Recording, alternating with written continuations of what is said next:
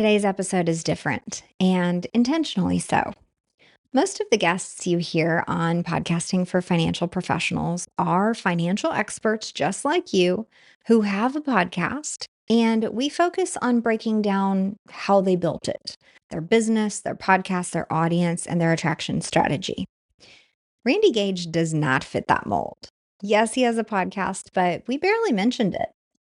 Randy is my guest today because he challenges the hidden beliefs and internal ceilings that quietly cap your income, influence, and impact, even for professionals like you and I who know better. We talk about money blocks you don't see because you've outgrown the obvious ones, about why advising people at the next level requires becoming someone at that level first, and why Randy is unapologetic about this standard. If you're not earning seven figures yourself, you can't give good seven-figure advice. Yeesh. This episode is not about tactics or framework. It's about identity, transformation, and what it really takes to become iconic in your business, your message, and your life. You work with money every day, but if you haven't questioned the beliefs shaping your own ceiling in a while, this conversation will challenge you in the best way. Welcome to Podcasting for Financial Professionals. I'm Virginia Elder, founder of Podcast Abundance, where we help you use podcasting to market your business, to increase your authority, to get more eyes on your practice, and to capture leads for your business. If you're an investment advisor, tax strategist, business finance sleuth, or wealth management professional who wants your podcast to actually support growth, not just create content, you're in the right place. I made the podcast conversion blueprint just for you. It walks you through exactly how to turn your listeners into clients using a simple framework you can apply right away. The link is in the show notes. Here we go into today's episode. Thank you, Randy. I appreciate you being here with me today. Thanks for bringing me in. Absolutely. I want to start the episode with a few of your greatest accomplishments because I want people to kind of get that wow factor like I did when I read your profile. And then let's backtrack a little and go into how this all started. Okay, so my greatest accomplishments are I'm healthy, happy, and prosperous. You know, I could say, hey, I'm in the Speaker Hall of Fame. I'm in the Direct Selling Hall of Fame. I've spoken to more than 2 million people. I've been a New York Times bestseller. I've got 15 bestsellers. But yeah, if I really said, what's my greatest accomplishment? It's what I said. If we would have taken this test when I was 36, I would have probably been in the 2% or 1% of the most unhealthy people. The moral of the story is we can reverse aging. We can reverse bad health. We can reverse poor choices. And, your people, they're doing that with their clients with finances. So that's a wonderful thing, right? They're showing people, hey, you really can prepare for the future. You can be smart about money. You can learn how to win the money game. I'm a high school dropout, right? But I've won the money game. I got the money thing out of the way. But I've also got the relationships and the health and the mental harmony stuff. And that's the other part of the equation that, we all need to think about. Well, and I think so often we're all focused on, how do I get on that next stage? How do I publish a book or the next book? How do I launch a podcast? How do I get on more podcasts? Like it's always this churn of more and better and next. And I do think the secret silent sacrifice is potentially our health, our sleep, our stress level, maybe sometimes relationships or time with family. There's a lot that can go unsaid while you look successful to everyone else on the outside. Take us back. I know you mentioned some bad health habits when you were young, but I think there's a little bit more in your past that you want to share. Well, for people who don't know my story, at 15 years old, I was a teenage alcoholic drug addict and was in jail for burglary and armed robbery. And so, of course, when you're 15 and you're sitting in the jail cell for months waiting for a trial date, it's a pretty good opportunity to reevaluate your life, maybe reevaluate some of the choices you made. And right, I had a public defender who believed in me, and I had a judge who said, "Hey, maybe this kid deserves one more shot. Let's give him a chance and give him probation," which is where I grew up. The laws there are even a felony if you're charged as a minor and you get probation and you don't re-engage before you're 18 and a legal adult, then you have a clean record and you have a fresh start on life.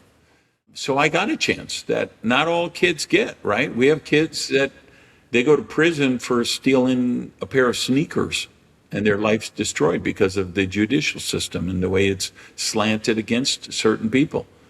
I was lucky. I was a white kid in the Midwest, and they thought, give this kid another chance.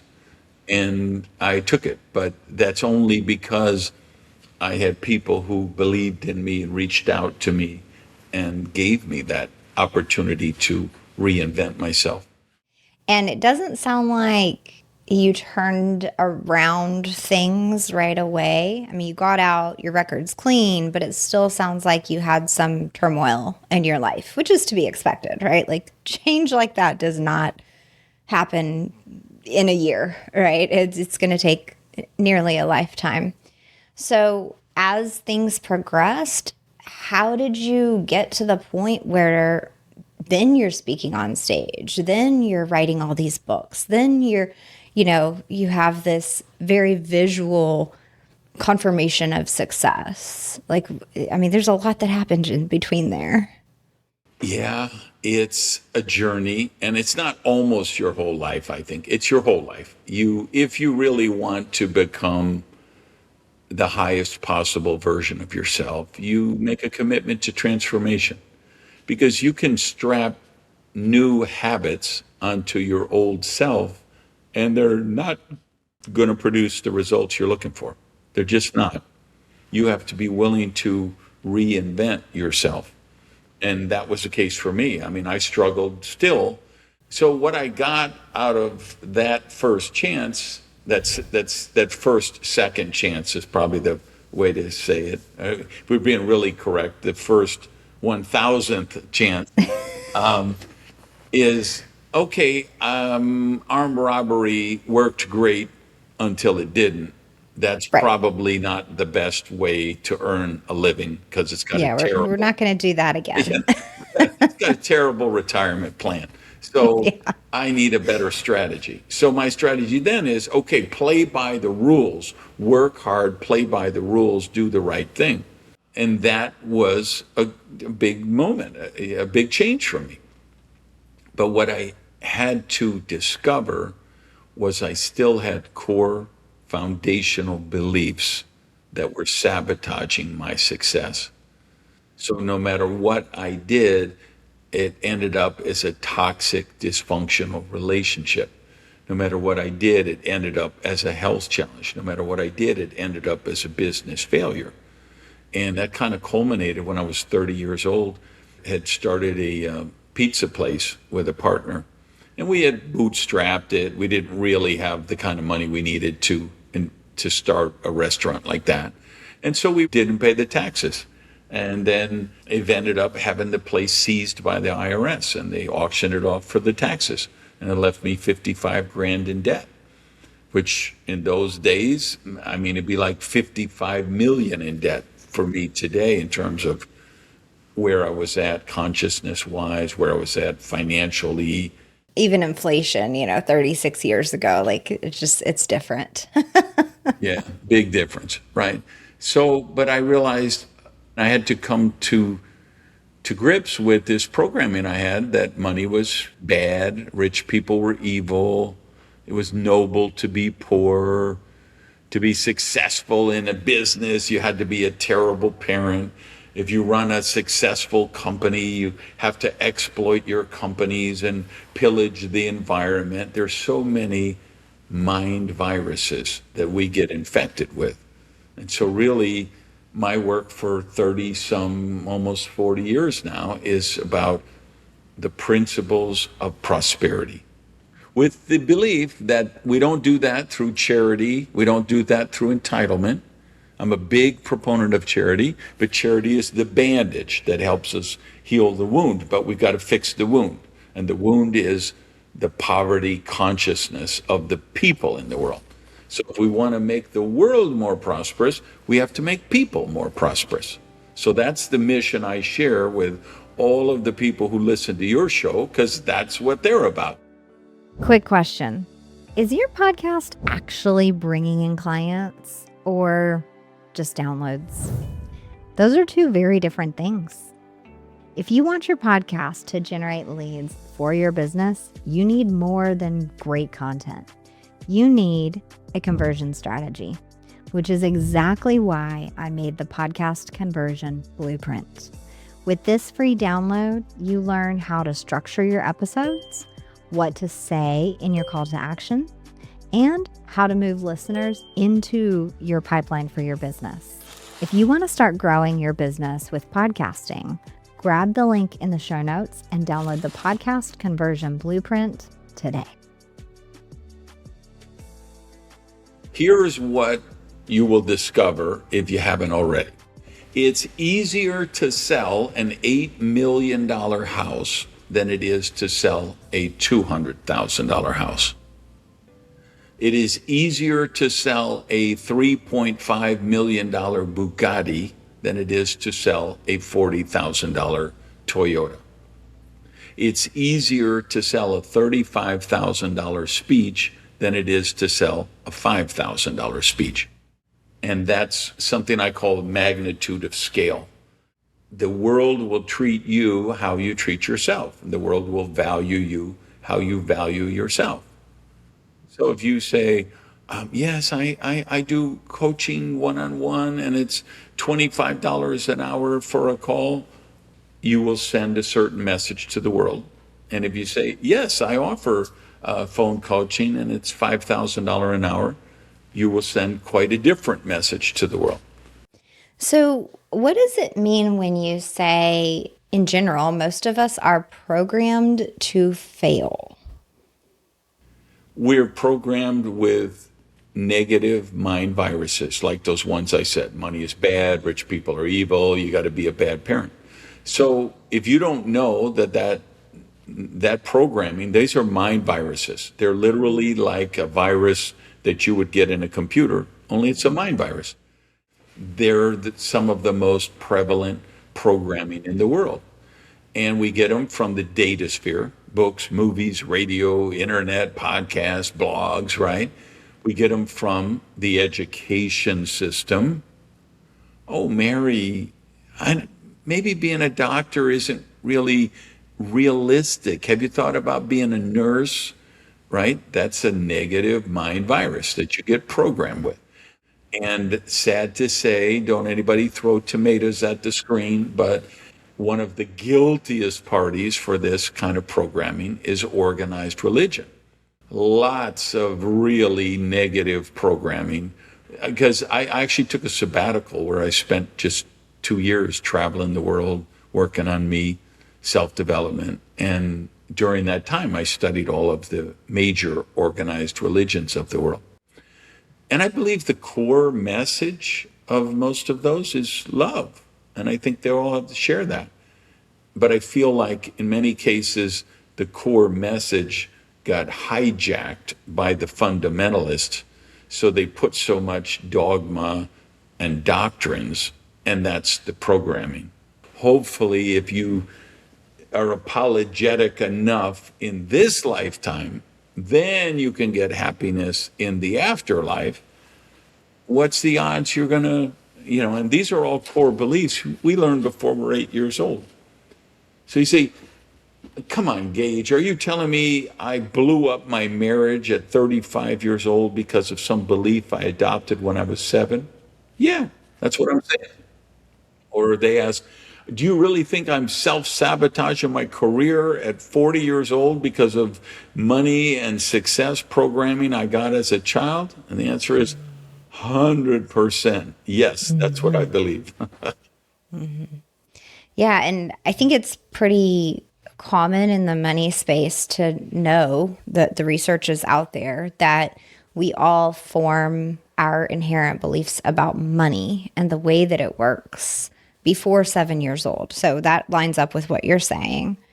But I do think there is this maybe unknown messaging in the back of financial professionals' minds, even where you're so dedicated to this money space and you believe so wholeheartedly that your clients can have a better life and you're showing them the way, right? And you believe 1,000% in those methods, whatever you're teaching and showing them.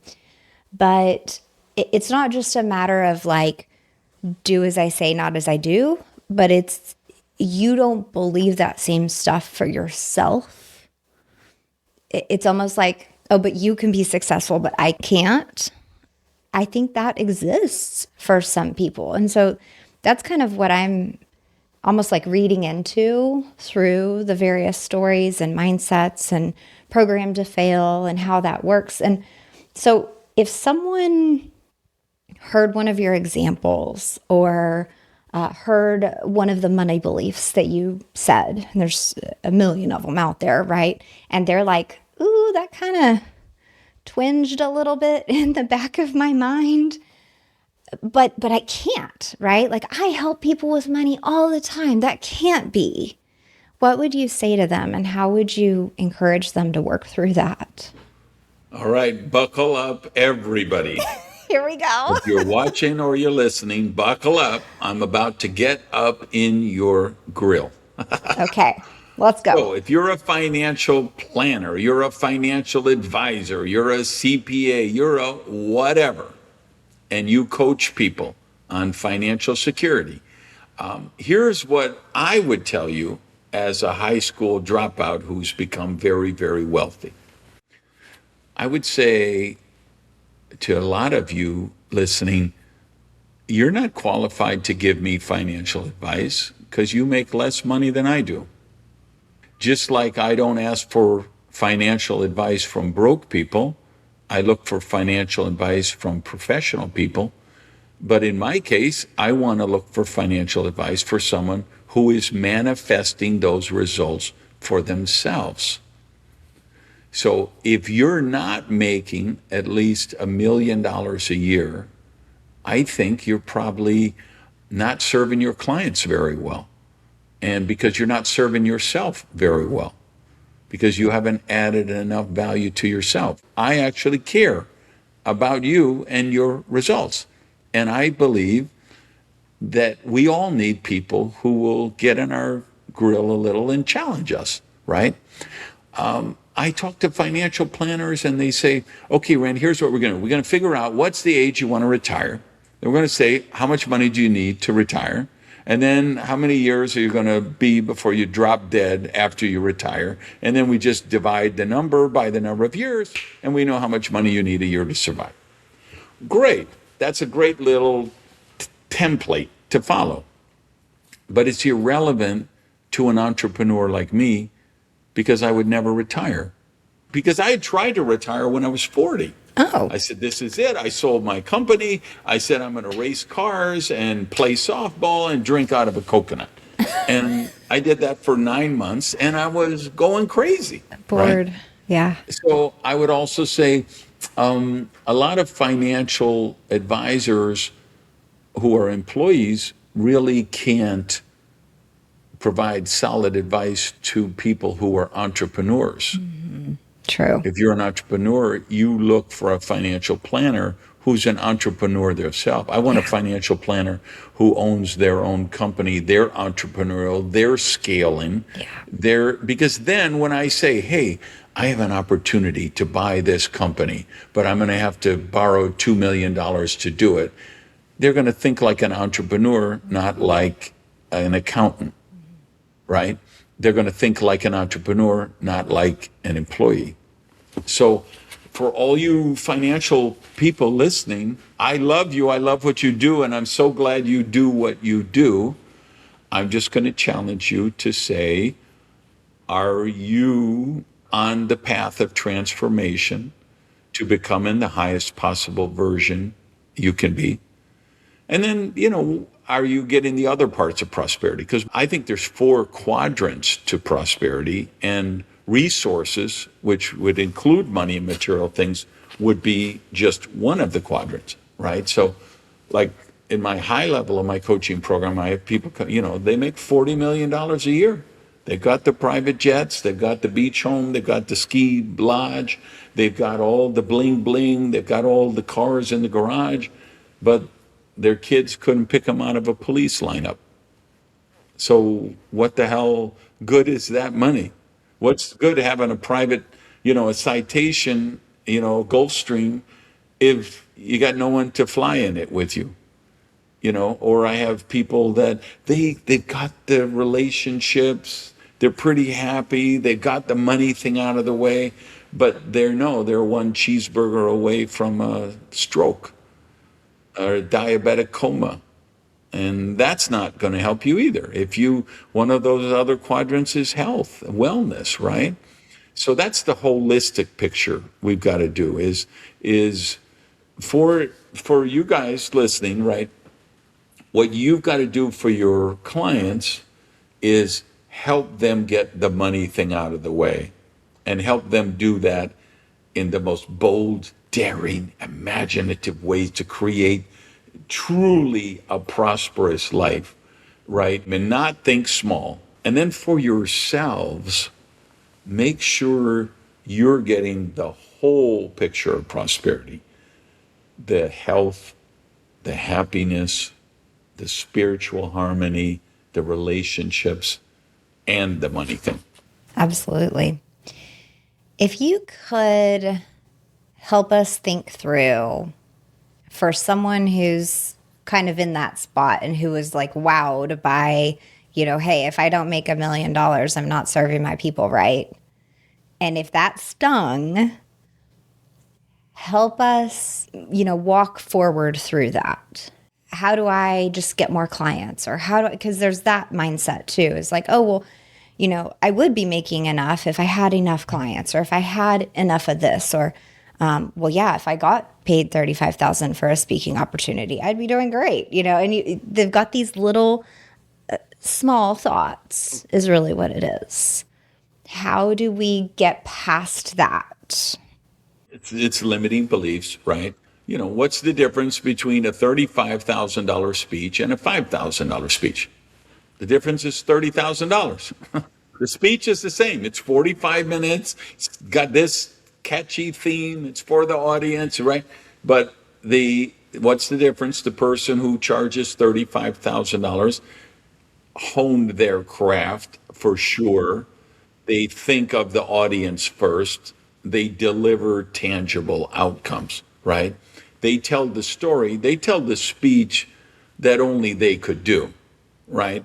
What does the $5,000 speaker tell? They say, well, let me tell you the story about, I was walking on the beach. So if you're in the audience, if it's the first time you heard that, oh, but if you're like 90% of the audience, you're like, is he really going to tell the frickin' starfish story?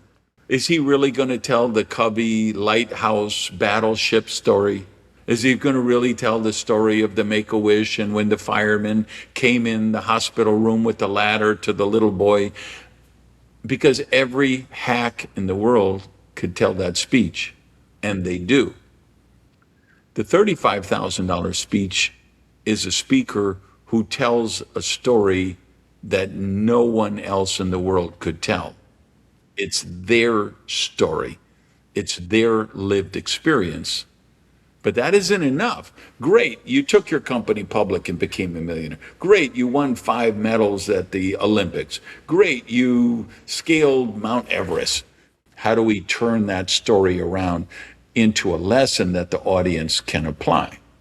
Like even just on this podcast, right? I didn't come here to beat my chest and say, I wrote 15 books and I made a lot of money and you should really think I'm a cool guy. I'm saying, hey, here's how it works for financial advisors like you. Here's the practical application, right? I've thought it through and said, hey, what is the message that I can share with this audience that will make a difference for them, right? They may love me, they may hate me. I'm not in charge of that. I'm not responsible for the audience. I'm responsible to the audience, right? Something I learned from Bill Gove, my early mentor. Your job isn't to show them all the degrees on the wall and the certificates you have and the initials after your name.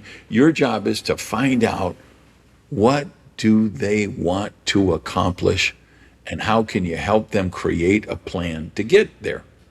So it's the same. So if you're the $5,000 speaker and you want to be the $35,000 speaker, you have to develop IP, intellectual property, I mean, something of value. You know, the 4 personality types, there's like 8 million versions of that. Okay, if you're going to teach that, well, there's 50,000 other speakers, presenters, trainers who are teaching that. There's no IP there. There's a lot of people that call themselves thought leaders, but they're really thought repeaters. If we want the Jim Collins book, we'll read the book. And we don't need you to tell us what's in the Jim Collins book. We can ask ChatGPT in 3.4 seconds. It's going to give us a complete summary of every book and everything. What I'm telling speakers today who are my clients is in 2 years from now, nobody's going to be paying you for what you know. So your business model is broken. Financial planners, I'm going to tell you the same thing. 2 years from now, none of your clients, none of the smart ones, are going to be willing to pay you for what you know.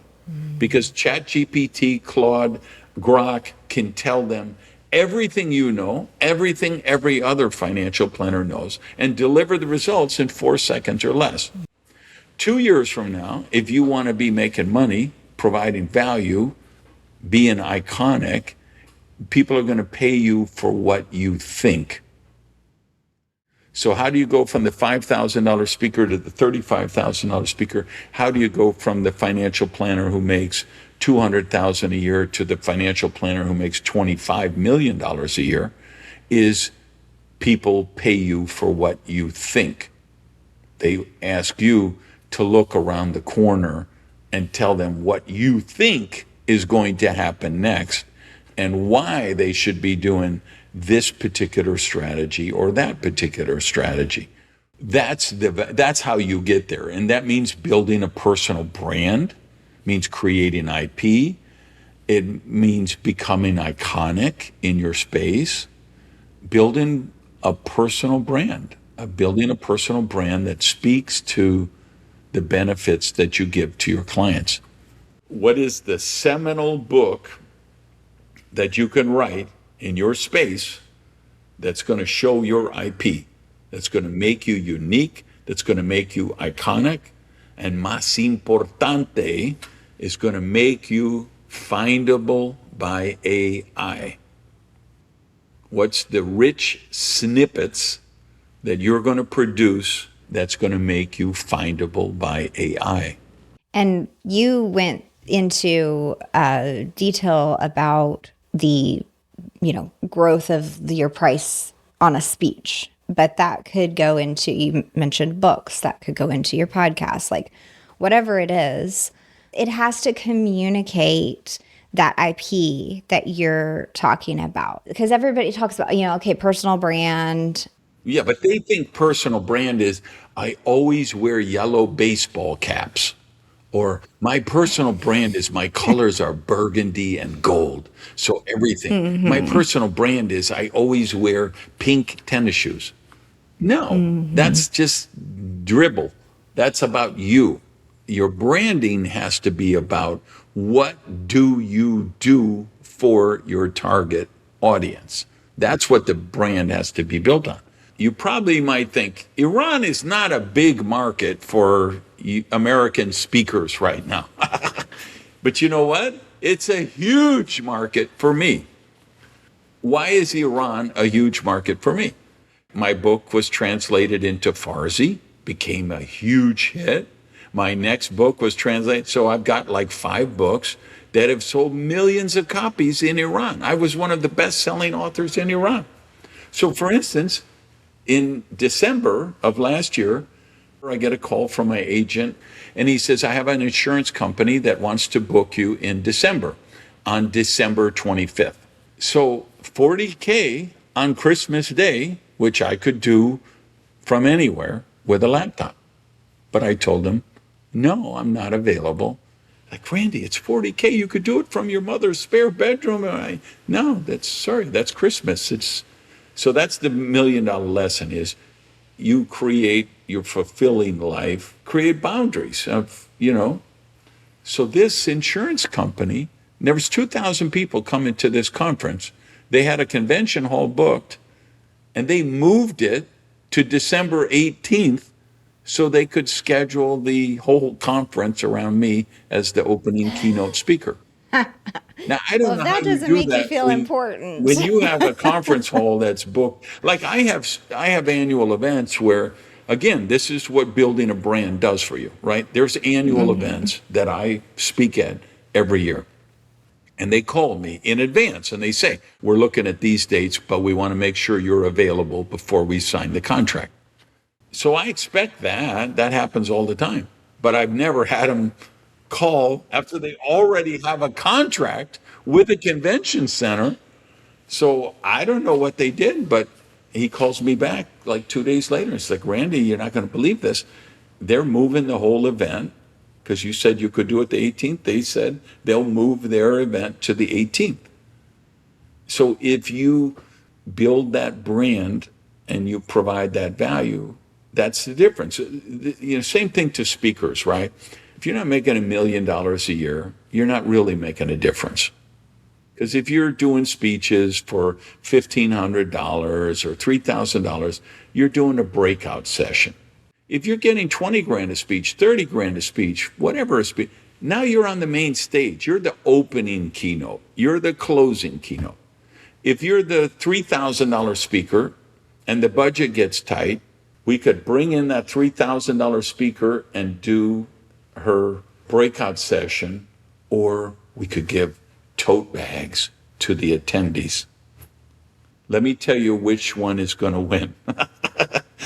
The frickin' tote bags. You are not going to beat the tote. And if it's a sponsored bar, you definitely aren't going to be. If it's whatever on the pillow, you're not going to, right? But when you've built your brand, there is no price sensitivity. They start the budget with you, and then they cut everything else they got to cut to make sure, because you're the person that's going to put butts in the seats. I think, there's various points throughout this episode where people could have been like, whoa, I can't believe Randy said that. Like, I'm a little bit offended, but that is that sign, right? That sure, you're helping people, you're doing great work, but I love how you use the word iconic over and over. I just haven't heard that lately, but it struck me. And so if someone is thinking like, gosh, I really need to develop this ability to develop my own IP, become iconic, really hone in that skill of, if AI is going this way, then, I need people to pay me for what I think in a couple years. Maybe Breakthrough You is the spot to go. No maybe about it. This is a program I've done different iterations of off and on since 2005. And the proof is the results. So if anyone just looks on that, if they go to my website and they click Breakthrough You and you say, this guy, he's pretty full of himself, he's pretty cocky, I don't know. Just scroll down to the bottom and read the comments from the people who actually paid the money to be in the program and look at the results. Everything in the program is about transformation, because anything that's not transformation is bullshit, right? Like I say, you can watch the podcast and say, okay, I'm going to do a cold plunge every morning. But if you're the same self identity, you're not going to change. You have to transform, you have to grow as a person. So my program is all about transformation, personal growth, self-development, becoming the highest possible version of yourself and living. Here's a free thing for anybody listening. Right on the homepage, randygage.com. It's a PDF, The 7 Elements of an Abundant Life. And just download it. It's free. And it talks about the holistic version of prosperity, what I believe you want to manifest. Start at the apprentice level. You're going to get an email message from me every Monday to kind of reframe your thinking for the week. And then once a month, I do a master class on prosperity. The first one is apprentice. The second level is alchemy level. And that'll help get you to break that imaginary ceiling of earning $1 million a year or more. And then the top level is the anarchist level. And these are the misfits, the rebels. And I built that program because that's the cohort I want to hang with. Those are the people I want to work with, right?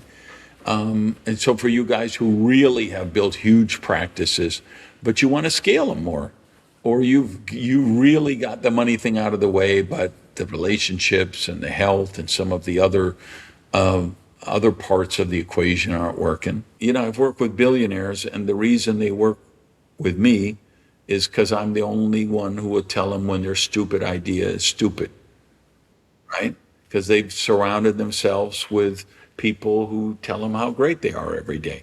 And no, I'm telling you that because I care about you. I really do believe we all need people who challenge us. And so that's why I run the Breakthrough You program.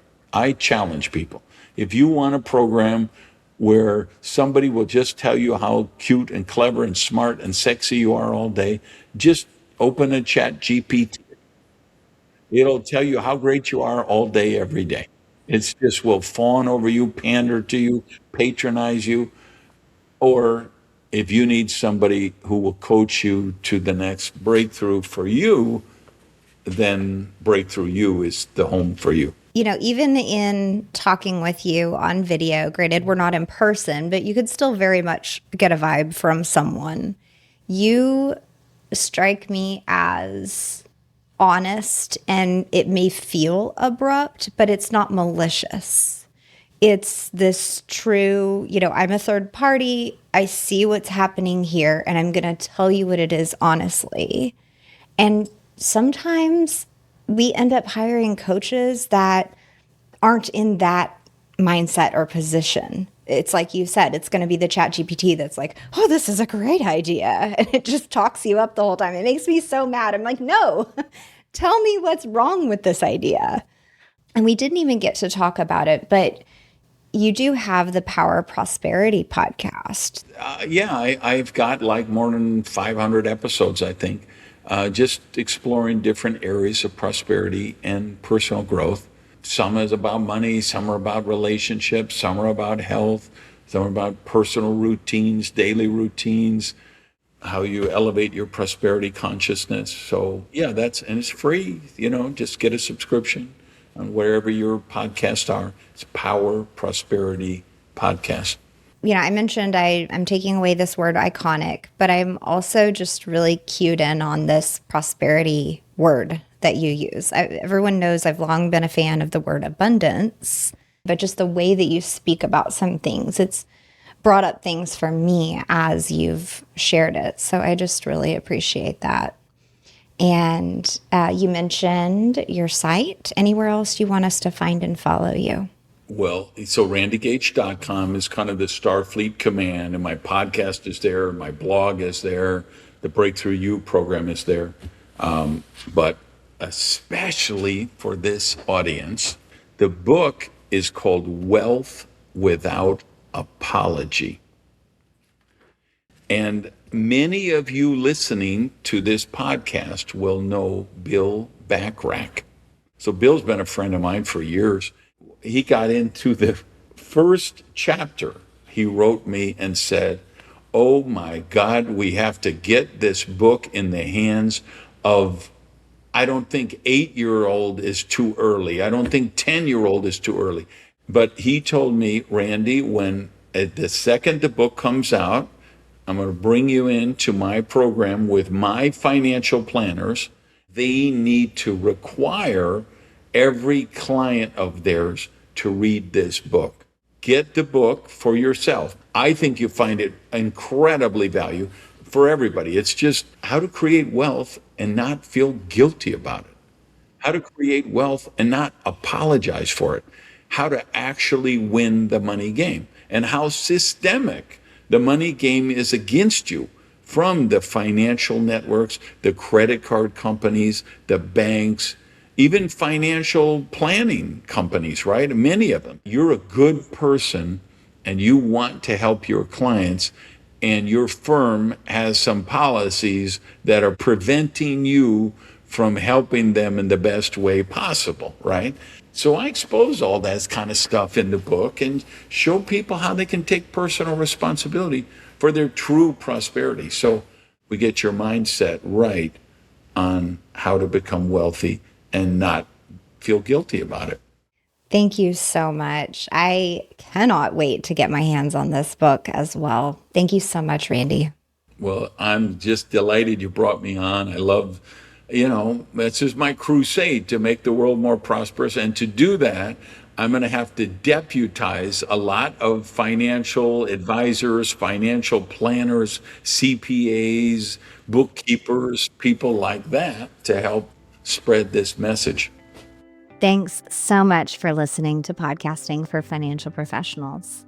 If you want your show to do more than just educate, if you want it to generate leads and bring in clients consistently for the long haul, make sure you're using the Podcast Conversion Blueprint. This free download helps you structure your podcast to attract new listeners, refine your messaging to nurture them, and capture those listeners when they're ready as your next best clients. And of course, practicing what I preach when you sign up for your free download of the Podcast Conversion Blueprint, you're going to land on my email list. Hit reply to any newsletter because I'd love to learn about your show or about your ideas for a show. I'll point you toward your next best step, whether that be light support like an audit of your show or becoming a member of the Academy, or maybe you need full service strategy and accountability like what I do inside the Podcast Conversion Lab. Thanks again for listening to Podcasting for Financial Professionals.